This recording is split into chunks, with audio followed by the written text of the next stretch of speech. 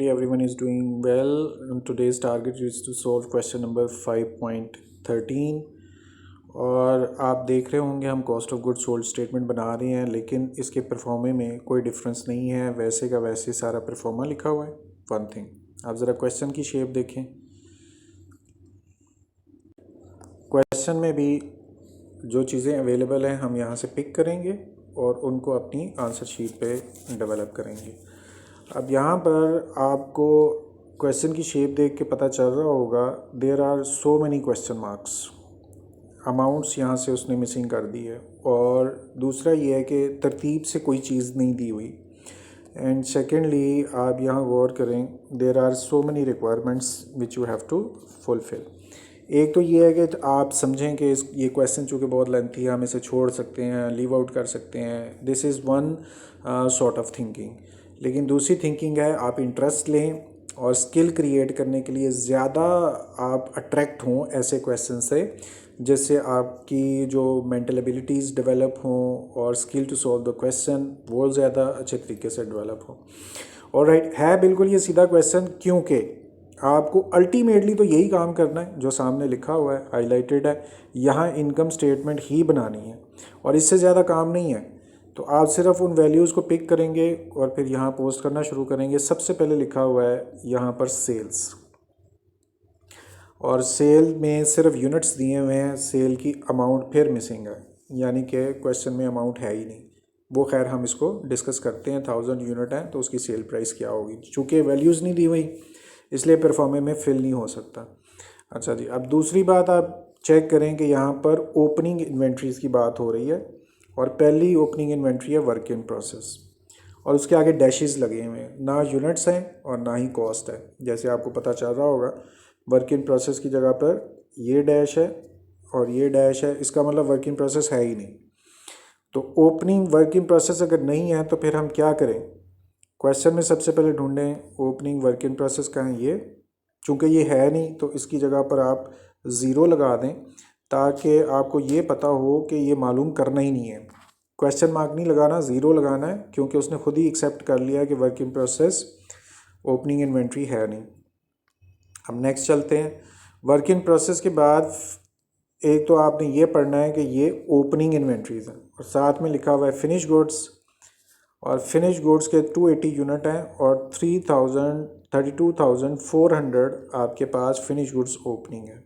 Question में जाएं, finish goods opening ढूंढेंगे। इससे आगे आपने जो अमाउंट देखी है 32,400 वो आप फिल कर दें।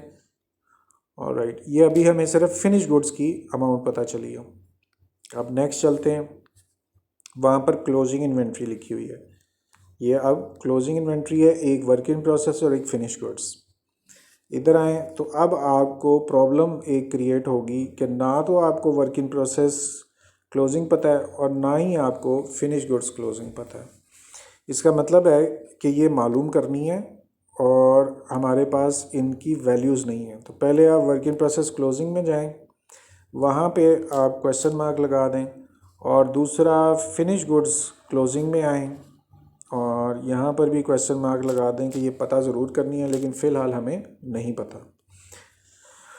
ओके, अब नेक्स्ट चलें। यहाँ तक हमने क्वेश्चन जो है ऊपर से यहाँ तक कंप्लीट कर लिया। अब नेक्स्ट वैल्यू जो लिखी हुई है वो डायरेक्ट मटेरियल कॉस्ट है।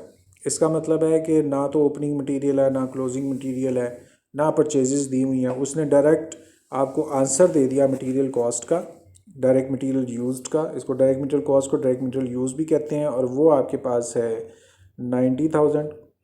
तो आप इसको पिक करें और डायरेक्ट मटेरियल कॉस्ट में जाएं, और वो कहाँ है, ये रॉ मटेरियल कॉस्ट या रॉ मटेरियल यूज्ड है। इसका आंसर आप यहाँ लिख दें, जो कि वो कह रहा है 90,000 है। पुटअप करें वैल्यू को। कि नेक्स्ट पढ़ते हैं।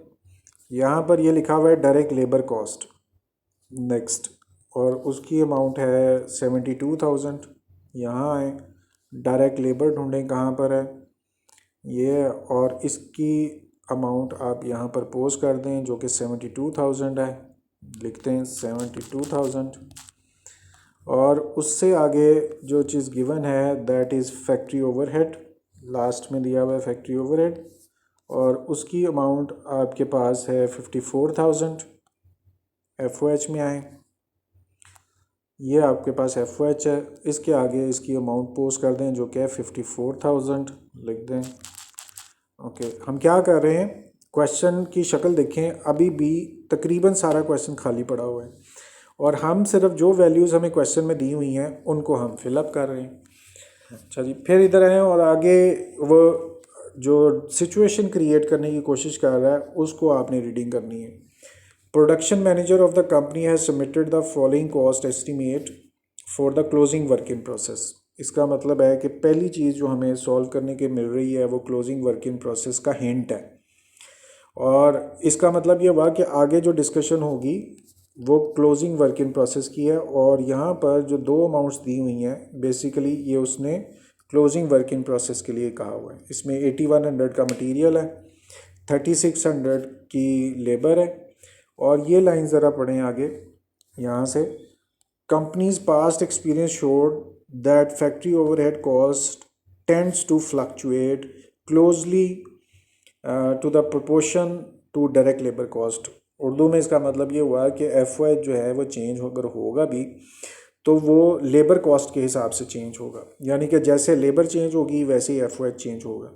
अब अगली बात आपने ये समझनी है, ये बात क्यों वो कर रहा है, क्योंकि वर्क इन प्रोसेस क्लोजिंग की जो इन्वेंट्री है यहाँ पे लिखा हुआ है closing work in process closing, वो कैसे निकलेगा, उसमें एक डायरेक्ट लेबर है, उसमें एक डायरेक्ट मटेरियल है, और उसके अंदर लास्ट में आपने FOH भी साथ में शामिल करना है, और वो तीसरी लाइन में एक्सप्लेन किया हुआ है कि लेबर के हिसाब से ही फैक्ट्री ओवरहेड को चेंज करना है। अच्छा जी, आप क्वेश्चन में इधर आए, यहाँ पर सबसे पहले जो क्लोजिंग वर्क इन प्रोसेस है यानी वर्क इन प्रोसेस लेकिन क्लोजिंग वो कैसे आएगा, उसमें उसने आपको हिंट दिया हुआ है कि इसके अंदर कुछ मटेरियल की कॉस्ट है, उसमें प्लस करें कुछ लेबर की कॉस्ट है, फिर उसमें प्लस करें कुछ FOH की कॉस्ट है। इन तीन चीज़ों को आपने सम करना है तो वर्क इन प्रोसेस क्लोजिंग आपके पास आ जाएगा। ओके, अब इसमें कौन सा मटेरियल लेना है वो उसने एक्सप्लेन किया यहाँ पर नीचे, दोबारा आपको दिखा रहा हूँ। ये वर्क इन प्रोसेस की एंट्री है, उसके लिए ये मटेरियल है और ये लेबर है, और वो कह रहा है कि वो हैं 8100 और 3600। अब मटेरियल और लेबर आपको पता चलना चाहिए, work in process is equal to जो मटेरियल है उसकी अमाउंट है 8100, उसमें आपने प्लस करना है लेबर को, और लेबर यहाँ दी हुई है 3600 वर्क इन प्रोसेस के लिए। 3600 की लेबर आप प्लस कर दें और फिर इसमें प्लस करना है FOH, और वो कैसे निकलेगा, यहाँ पर FOH निकालने के लिए उसने हिंट दिया है कि जैसे लेबर चेंज होती है वैसे ही FOH चेंज होता है। और वो कैसे होगा, पहले आप ऊपर आएँ, यहाँ चेक करें जो पूरे प्रोसेस की लेबर और FOH का रिलेशन है उसको देखें, और वहाँ से हमने कैलकुलेशन स्टार्ट करनी है। अगर लेबर 72,000 होती है तो FOH 54,000 होता है। अगर लेबर 72,000 होती है तो FOH 54,000 होता है। अब आपका नेक्स्ट टारगेट क्या है, अगर लेबर 3600 की होगी तो फिर FOH कितना होगा। आप बात फॉलो कर रहे हैं, लेकिन दोबारा डिस्कस करते हैं। यहाँ पर वो कह रहा है कि अगर लेबर आपके पास 72,000 है तो FOH 54,000 है। अब लेबर जो है हो गई है 3600 की, तो अब बताएं जो FOH है वो कितना होगा। इसको आप यूनिटरी मेथड के थ्रू सॉल्व कर सकते हैं, ज़्यादा मुश्किल काम नहीं है, ये हम बचपन में करते रहे हैं। बस उस चीज़ को आपने फॉलो प्रॉपर तरीके से करना है। मालूम करने के लिए हम ये थोड़ी सी जगह यहाँ ले लेते हैं। एक तो यहाँ पर ओल्ड लेबर को लेंगे और इसको कंपेयर करेंगे ओल्ड FOH के साथ, तो फिर आपको समझ में आनी शुरू होगी बात कि सॉल्व कैसे करना FOH। आप इसमें पहले ओल्ड लिखेंगे, बाद में मैं मिटा के इसको सही करके भी देता हूँ। और ओल्ड लेने का पर्पज़ क्या है, क्योंकि हमने इनका एक रिलेशनशिप क्रिएट करना है। ताकि हमें फॉलो किया जा सके। अब आप देखें कि जो ओल्ड लेबर थी, यानी जो रूटीन में लेबर आ रही है, वो 72 थी, तो FOH 54 था। तो 72,000 अगर लेबर होती है तो FOH की अमाउंट 54,000 होती है, और नीचे जो हमें वर्क इन प्रोसेस का कंक्लूड करना है वो है 3600 की लेबर। अब अगर लेबर 3600 की होगी तो फिर FOH कितना होगा, उसकी जगह हम 7-8 क्लास के अंदर x लगा देते थे। अब ये यूनिटरी मेथड है, क्रॉस मल्टीप्लाई आप करेंगे। दोबारा सुने, अगर 72,000 लेबर होती है तो FOH 54 होता है। अब 3600 लेबर है तो FOH कितना होगा, यहाँ से आपने इसकी कैलकुलेशन स्टार्ट करनी है। देखिए अब आप यहाँ पर क्रॉस मल्टीप्लाई करेंगे, यानी x को पहले 72,000 से मल्टीप्लाई करेंगे और 3600 को 54,000 से मल्टीप्लाई करेंगे। तो फिर आपके पास क्या आ गया, जब x को 72,000 से मल्टीप्लाई किया, जब x को 72,000 से मल्टीप्लाई किया तो आया 72,000, और इसके साथ आप मेंशन कर देंगे x, और फिर इसके सामने इज़ इक्वल टू है। और दूसरी तरफ जो आपने काम करना है, आप पहले अभी मैंने मल्टीप्लाई किया है x को 72 से, अब आपने मल्टीप्लाई करना है 3600 को 54,000 से। ओके, तो यहाँ पर आप करेंगे मल्टीप्लाई 36,000 को किससे, 3600 को मल्टीप्लाई करेंगे 54,000 से। ऑल राइट, लेकिन ये आपकी स्टेटमेंट बन रही है। अब आप यहाँ चेक करें कि x के साथ 72,000 मल्टीप्लाई हो रहा है, उधर जाके डिवाइड हो जाएगा। तो यहाँ पर अकेला x बचा, और वो किसके इक्वल होगा, 3600 ऊपर लिखा हुआ है 3600, और उसको आपने मल्टीप्लाई करना है 54,000 से, और इन दोनों को डिवाइड करना है 72,000 पर, तो आपका आंसर आ जाएगा। ओके, अब ये आपके पास दो चीज़ें आई हैं, इसको ज़रा गौर से समझें कि आपने क्या किया है। देखें, ये कोई कॉम्प्लिकेट प्रॉब्लम नहीं है, आपने सिंपल ये समझना था कि उसने कहा लेबर और FOH का रिलेशन सेम है। क्या रिलेशनशिप है, अगर 72,000 लेबर होती है तो 54 FOH होता है। अब उसने पूछा 3600 होगी तो FOH कितना होगा। यहाँ से आपने यूँ क्रॉस मल्टीप्लाई किया, 72,000 को x से मल्टीप्लाई किया और 3600 को 54 से मल्टीप्लाई किया। x के साथ 72,000 मल्टीप्लाई हो रहा है, दूसरी तरफ जाके डिवाइड हो जाएगा, और यहाँ पर आप इसका आंसर कैलकुलेट कर सकते हैं। और आपने क्या करना है, पहले 3600 को मल्टीप्लाई करेंगे 54,000 से, और इसको डिवाइड करेंगे 72,000 से, तो यूँ आपके पास 2700 आंसर आ गया। और ये किसका आंसर है, FOH का आंसर है, जिसके लिए आपने x यूज़ किया था। अच्छा, अब आप वापस आएँ और यहाँ पर आपने FOH लिखना था, और वो हमने इधर कैलकुलेशन इसकी कंप्लीट कर ली और 2700 आया। तो अब आप यहाँ पर कैलकुलेशन अपनी कंप्लीट कर सकते हैं। FOH की जगह पर 2700 आप यहाँ लगा लें।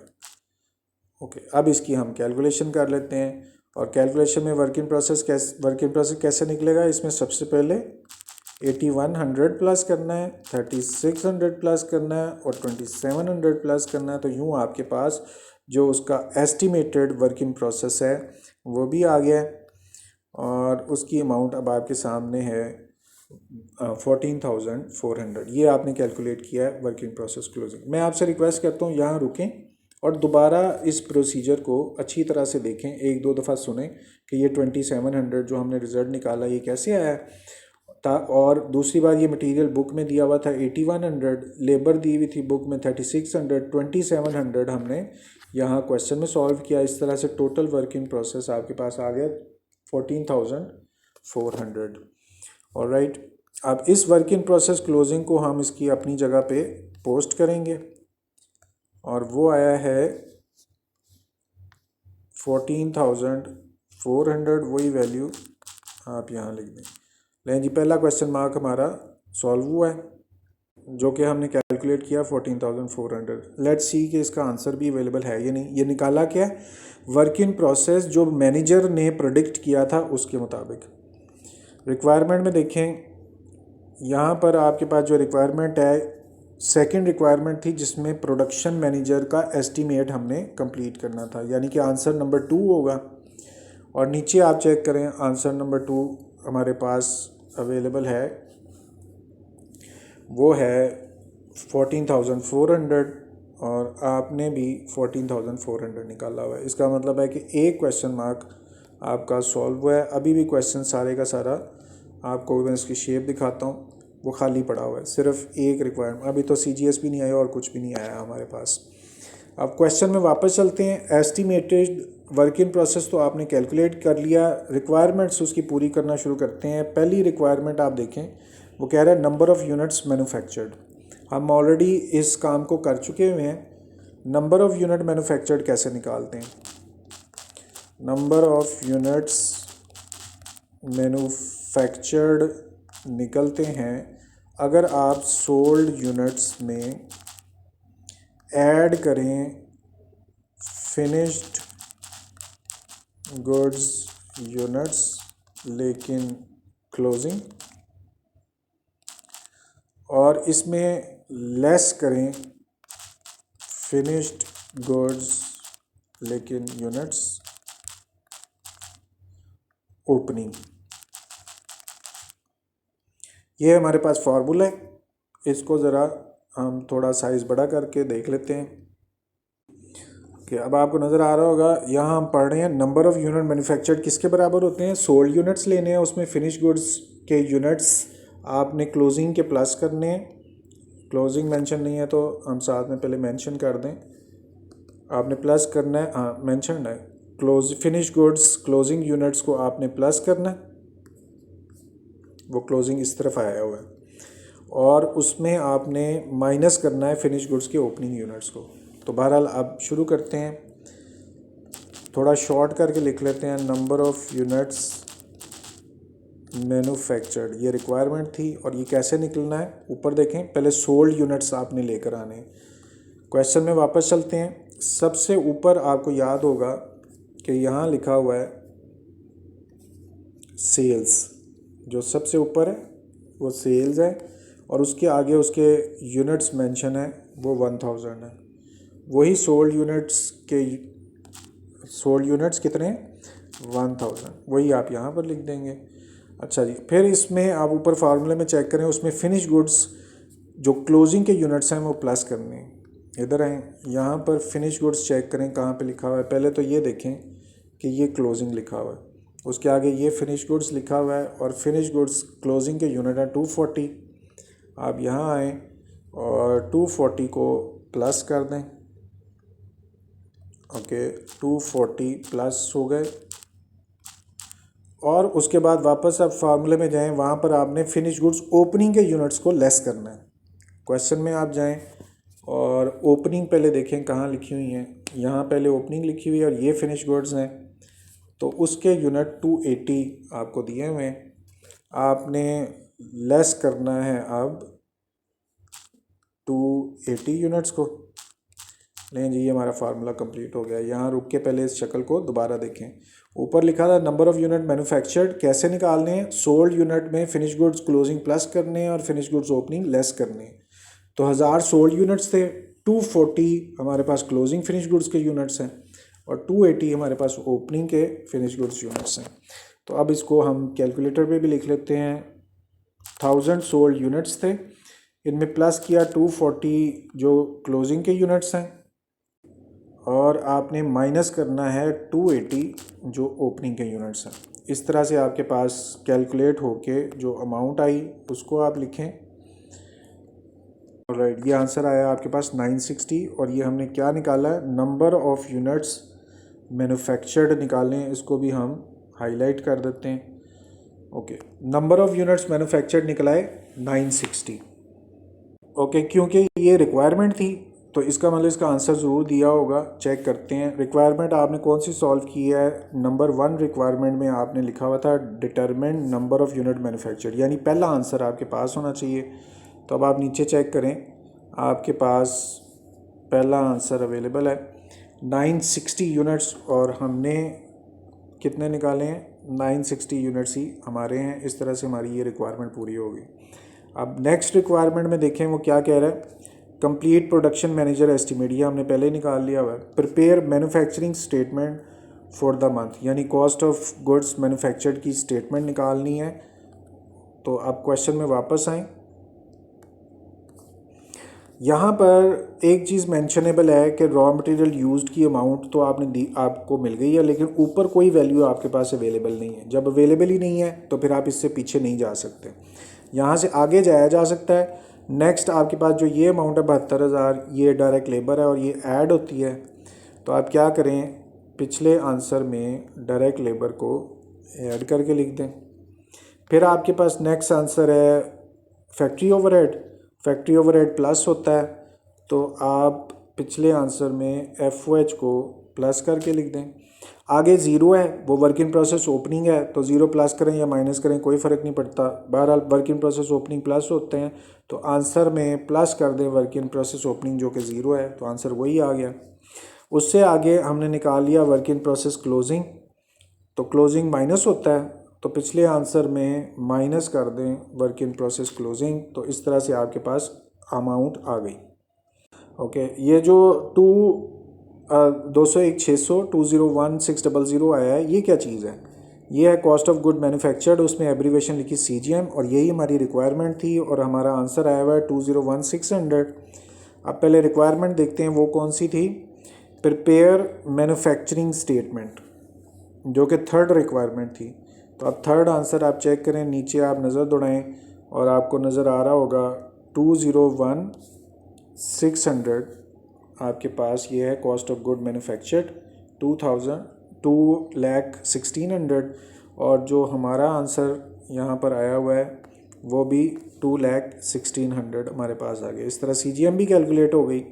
अब आप नेक्स्ट चलें, वहाँ पर आपके पास फिनिश गुड्स ओपनिंग अवेलेबल है। ये finish goods opening 32,400 opening plus होते हैं, तो आप पिछले आंसर में प्लस कर दें फिनिश गुड्स ओपनिंग को। यूँ आपके पास cost of goods available for sale या cost of goods to be sold वो आपके पास आ गई, लेकिन फिनिश गुड्स पे देखें क्वेश्चन मार्क लगा हुआ है।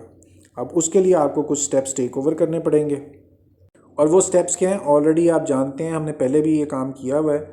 अभी आपने निकाले हैं नंबर ऑफ़ यूनिट्स मैन्युफैक्चर्ड। अब आप निकालेंगे सेकंड स्टेप में पर unit cost of goods manufactured, और वो कैसे निकलती है, जो कॉस्ट ऑफ गुड मैन्युफैक्चर्ड आपने निकाली है उसको डिवाइड करना है आपने यूनिट्स मैन्युफैक्चर्ड पे, और आपने ये दोनों काम ऑलरेडी कर लिए हुए। अच्छा, इसको थोड़ा सा हम बड़ा कर देते हैं। पहले तो आप फार्मूला इसका पहचाने, पर unit cost of good manufactured निकालने लगे हैं। वो कैसे निकलेगी, CGM को यूनिट्स मैन्युफैक्चर्ड पे डिवाइड करना है, और आप यहाँ आएँ कॉस्ट ऑफ गुड मैन्युफैक्चर्ड के आगे CGM लिखा हुआ है, वो 2,16,00,000 आप निकाल चुके हैं। तो आप कैसे लिखेंगे पर यूनिट CGM, और वो कैसे निकलेगी, सबसे पहले आपने CGM जो कि अभी आपने देखा 2,16,00,000, और इसको आपने डिवाइड करना यूनिट मैन्युफैक्चर्ड पर, और ऊपर वाली लाइन में आप चेक करें नंबर ऑफ़ यूनिट मैन्युफैक्चर्ड आप निकाल चुके हुए हैं जो कि 900 निकले थे, इन्हीं 900 मैन्युफैक्चर्ड पे, और आपने नंबर ऑफ़ यूनिट मैन्युफैक्चर्ड ऊपर निकाले हुए हैं जो कि 960 हैं। आप यहाँ पर 960 पोस्ट कर दें। चलिए, अब इसको कैलकुलेटेड फॉर्म में भी ले आते हैं। आपने डिवाइड करना है 2,01,600 को 960 पे आप डिवाइड कर दें, तो आपके पास per unit cost of good manufactured भी आ गई, और वो आपके पास यहाँ अमाउंट आ गई 210। अच्छा जी, आपने इस क्वेश्चन को बिखरने नहीं देना, मैं बार बार कह रहा हूँ।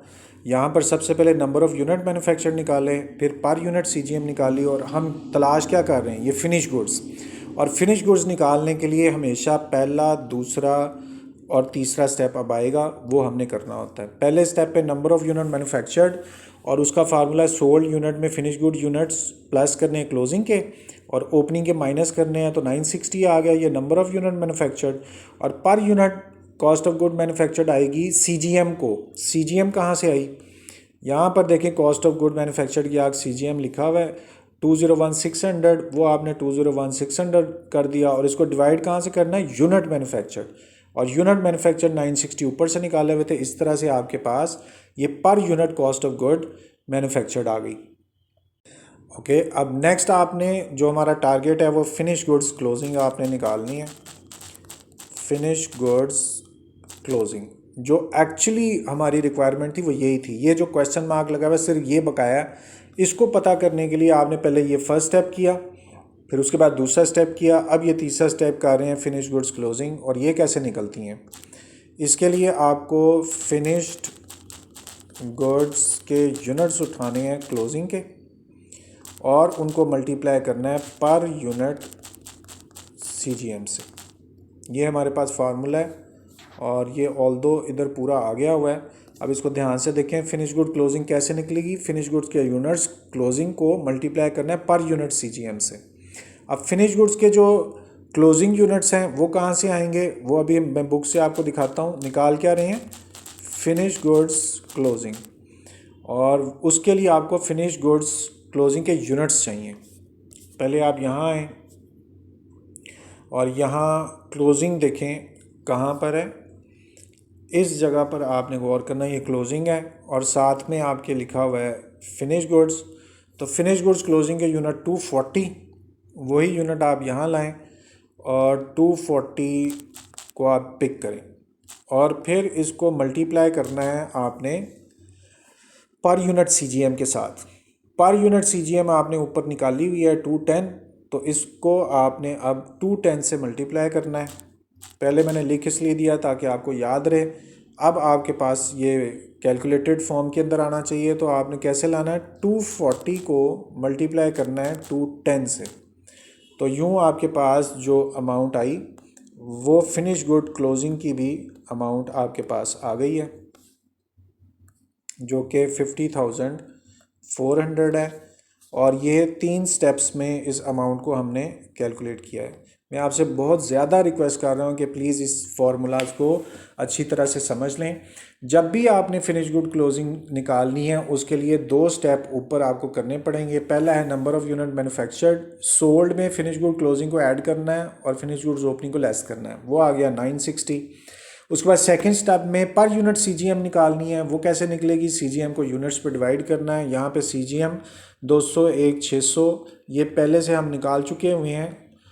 कॉस्ट ऑफ गुड मैन्युफैक्चर्ड 200, 1, 600 उसको लिया और उसको डिवाइड करना था हमने यूनिट्स मैन्युफैक्चर्ड पे। यूनिट मैन्युफैक्चर्ड 960 निकाल लिए हुए थे, वो पुट किए तो पर यूनिट CGM आ गई। इसी पर यूनिट CGM को आपने नीचे यूज़ करना है फिनिश गुड्स क्लोजिंग को निकालने के लिए, जिसमें हमने फिनिश गुड्स क्लोजिंग के यूनिट्स लेने थे। यूनिट्स आपके पास यहाँ दिए हुए हैं 240, उन यूनिट्स को आपने पिक किया और यहाँ लिखा और मल्टीप्लाई उसे करना है पर यूनिट CGM 210 से, जो कि हमने ऊपर निकाली हुई। इस तरह हमारी फिनिश गुड्स क्लोजिंग की अमाउंट आ गई। और ज़रूर इसका भी आंसर दिया होगा। अब पहले आंसर चेक करते हैं। ये है फिनिश गुड क्लोजिंग। तो पहले देखते हैं रिक्वायरमेंट में कहाँ है फिनिश गुड्स क्लोजिंग। ये 5th रिक्वायरमेंट आप पढ़ें, वहाँ पे लिखा हुआ है कि determine ending finish goods.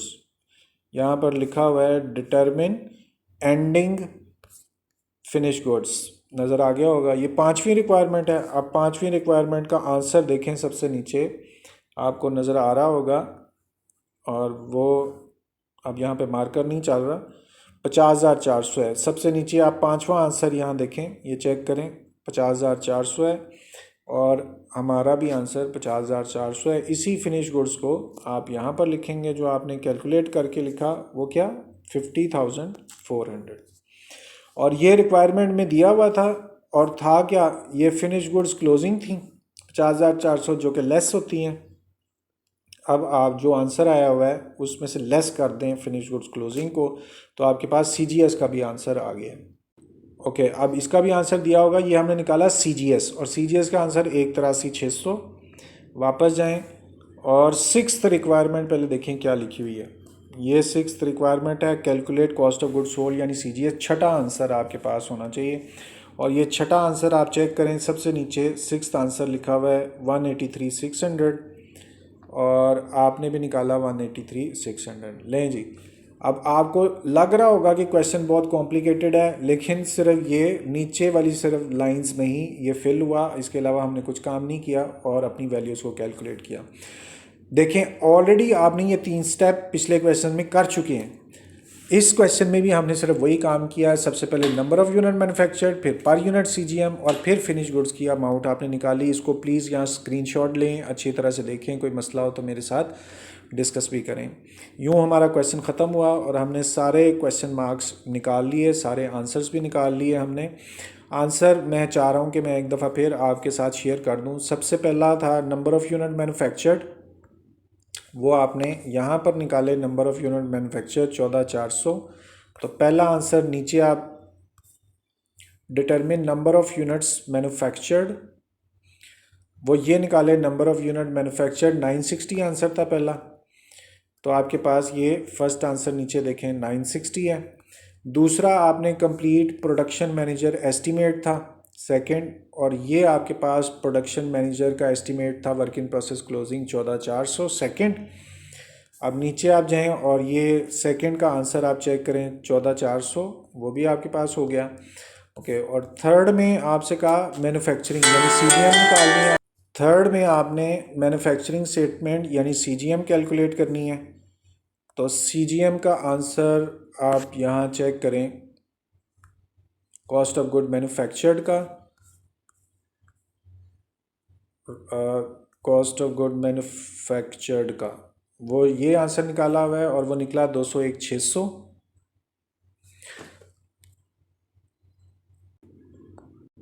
Okay, और इधर कॉस्ट ऑफ गुड मैन्युफैक्चर्ड का आंसर ये हमने कौन सा नंबर का किया, 3 नंबर का। तो थर्ड में आप यहाँ नीचे चेक करें, थर्ड का आंसर CGM 201,600 और वही 201,600 हमने यहाँ पर भी निकाला हुआ है, कॉस्ट ऑफ गुड मैन्युफैक्चर्ड का आंसर 201,600। उसके बाद आपका फोर्थ रिक्वायरमेंट थी कॉस्ट ऑफ ईच यूनिट यानी पर unit cost of good manufactured निकालनी है, और ये आपने निकाली पर unit cost of good manufactured यानी 210। और ये क्या था, determine cost of each unit यानी चौथा आंसर। अब नीचे आएँ और नीचे आंसर में देखें फोर्थ 210 है और वही 210 देखें हमने यहाँ निकाला हुआ है। उससे अगली रिक्वायरमेंट देखें, फिफ्थ रिक्वायरमेंट थी, यहाँ पर आपने डिटरमिन करना था एंडिंग फिनिश गुड्स को फिफ्थ रिक्वायरमेंट में। तो यहाँ fifth requirement ending finish goods ये निकाली हुई है आपने, और वो अमाउंट निकली आपके पास 50,400 फिफ्थ रिक्वायरमेंट थी। अब आप नीचे चेक करें, फिफ्थ रिक्वायरमेंट 50,400 आपके पास आई हुई है। और जो ओके, और लास्ट आपकी रिक्वायरमेंट क्या थी जो यहाँ पर लिखी हुई है, calculate cost of goods sold, और लास्ट रिक्वायरमेंट का आंसर था 81,600। अब इधर आएँ तो यहाँ देखें लास्ट रिक्वायरमेंट 81,600 आपके पास है जो कॉस्ट ऑफ गुड्स सोल्ड निकालें। नहीं जी, इस तरह से हमने सारे आंसर्स भी मैंने आपको मैच करवा दिए। आप प्लीज़ इस क्वेश्चन को ध्यान से देखें, अच्छी तरह से गौर करें। कोई प्रॉब्लम हो मेरे साथ डायरेक्ट भी डिस्कस कर सकते हैं, कमेंट भी कर सकते हैं, मैसेज भी करके आप मुझे बता सकते हैं। अगला क्वेश्चन इंशाल्लाह ताला सॉल्व करने के लिए दोबारा आपसे मुलाकात होगी। तब तक के लिए अपना ख्याल रखिएगा। Take care, thank you very much, Allah हाफिज़।